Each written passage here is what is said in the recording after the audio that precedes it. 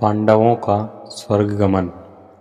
श्री कृष्ण से मिलने के लिए तथा भविष्य का कार्यक्रम निश्चित करने के लिए अर्जुन द्वारिकापुरी गए थे।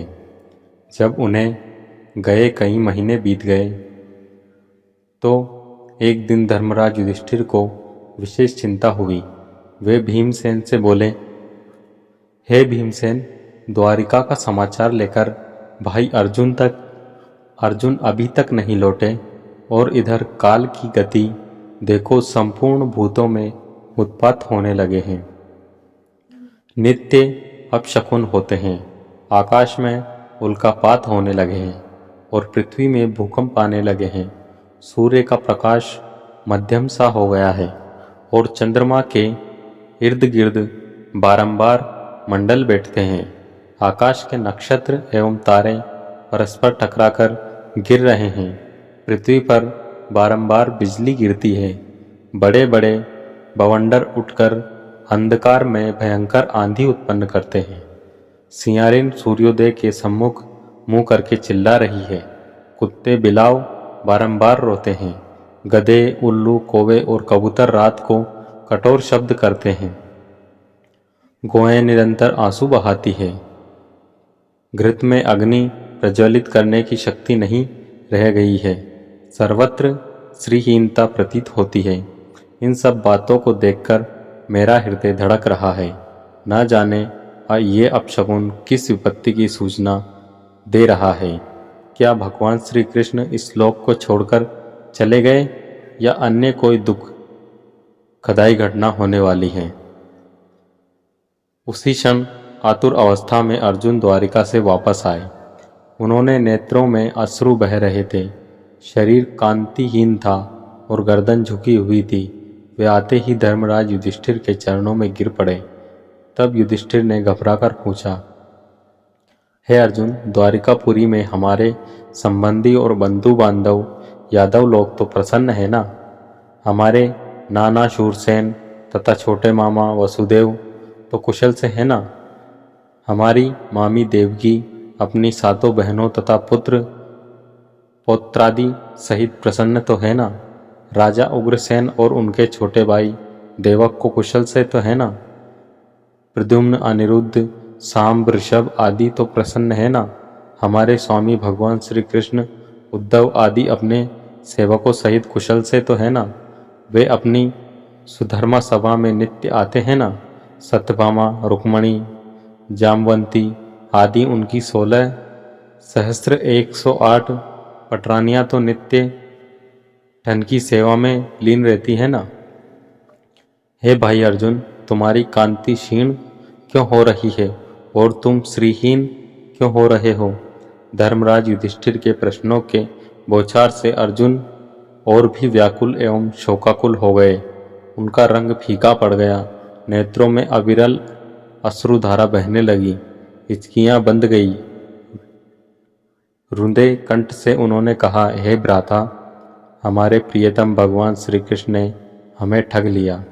वे हमें त्याग कर इस लोक से चले गए, जिनकी कृपा से मेरे परम पराक्रम के सामने देवता भी सिर नहीं उठाते थे, और उस समय परम पराक्रम को भी वे अपने साथ ले गए।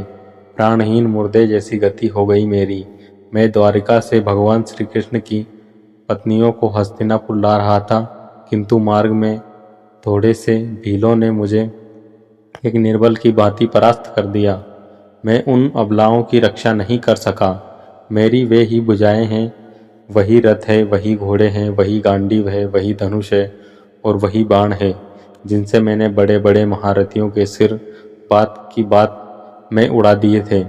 जिस अर्जुन ने कभी अपने जीवन में शत्रुओं से मुंह की नहीं खाई थी, वही अर्जुन आज कायरों की भांति भीलों से पराजित हो गया। उनकी संपूर्ण पत्नियों तथा धन आदि को भील लोग लूट कर ले गए और मैं निहत्थे ही की भांति खड़ा देखता रह गया। उन भगवान श्री कृष्ण के बिना मेरी संपूर्ण शक्ति क्षीण हो गई है। आपने जो द्वारिका में जिन यादवों की कुशल पूछी है, वे समस्त यादव ब्राह्मणों के श्राप से दुर्बुद्धि अवस्था को प्राप्त हो गए थे और वे अति मदिरापान करके परस्पर एक दूसरे को मारते मारते मृत्यु को प्राप्त हो गए। यह सब उन्हीं भगवान कृष्ण की लीला है।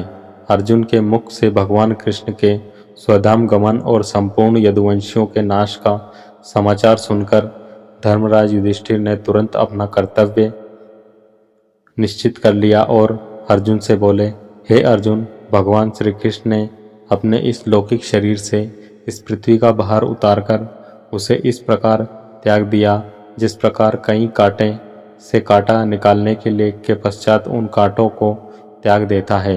अब घोर कलयुग भी आने वाला है, अतः अब शीघ्र ही हम लोगों को स्वर्गारोहण करना चाहिए। जब माता कुंती ने भगवान श्री कृष्ण के स्वधाम गमन का समाचार सुना तो उन्होंने भगवान श्री कृष्ण में अपना ध्यान लगाकर शरीर त्याग दिया। धर्मराज युधिष्ठिर ने अपने महापराक्रमी पौत्र परीक्षित को संपूर्ण जम्बूद्वीप का राज्य देकर हस्तिनापुर में उसका राज्याभिषेक किया और शूरसेन देश का राजा बनाकर मथुरापुरी में अनिरुद्ध के पुत्र वज्र का राजतिलक किया। तत्पश्चात परम ज्ञानी युधिष्ठिर ने प्रजापति का यज्ञ किया और भगवान श्री कृष्ण में लीन होकर संन्यास ले लिया। उन्होंने मान, अपमान, अहंकार तथा मोह को त्याग दिया और मन तथा वाणी को वश में कर लिया। संपूर्ण विश्व उन्हें ब्रह्म रूप दृष्टिगोचर होने लगा। उन्होंने अपने केश खोल दिए, राजसी वस्त्राभूषण त्याग कर चीर वस्त्र धारण करके और अन्न जल का परित्याग करके मौन व्रत धारण कर लिया। इतना करने के बाद बिना किसी की ओर दृष्टि किए वे घर से बाहर उत्तर की दिशा की ओर चल दिए। राजा संसार की अनित्यता का विचार करके द्रौपदी तथा भाइयों को साथ ले हिमालय की तरफ महाप्रस्थान के पथ पर अग्रसर हुई। उस महापथ में क्रमशः द्रौपदी, सहदेव, नकुल, अर्जुन और भीमसेन एक एक करके गिर पड़े। इससे राजा शोकमग्न हो गए। तदनंतर वे इंद्र के द्वारा लाए हुए रथ पर आरूढ़ हो गए। दिव्य रूपधारी भाइयों सहित स्वर्ग को चले गए थे और वहां उन्होंने दुर्योधन आदि सभी धृतराष्ट्र पुत्रों को देखा। तदनंतर उन पर कृपा करने के लिए अपने धाम से पधारे हुए भगवान वासुदेव का भी दर्शन किया। इससे उन्हें बड़ी प्रसन्नता हुई। यह मैंने तुम्हें महाभारत का प्रसंग सुनाया है। जो इसका पाठ करेगा वह स्वर्गलोक में सम्मानित होगा। तो दोस्तों, ये थी पांडवों का स्वर्ग गमन की कहानी। ये आपको कैसी लगी हमें कमेंट करके ज़रूर बताएं और वीडियो अच्छी लगी हो तो वीडियो को लाइक और शेयर ज़रूर करें अपने दोस्तों और अपने परिवार वालों के साथ। ऐसी और वीडियोस के लिए बने रहे हमारे YouTube चैनल के साथ। वीडियो में अंत तक बने रहने के लिए आप सबका धन्यवाद।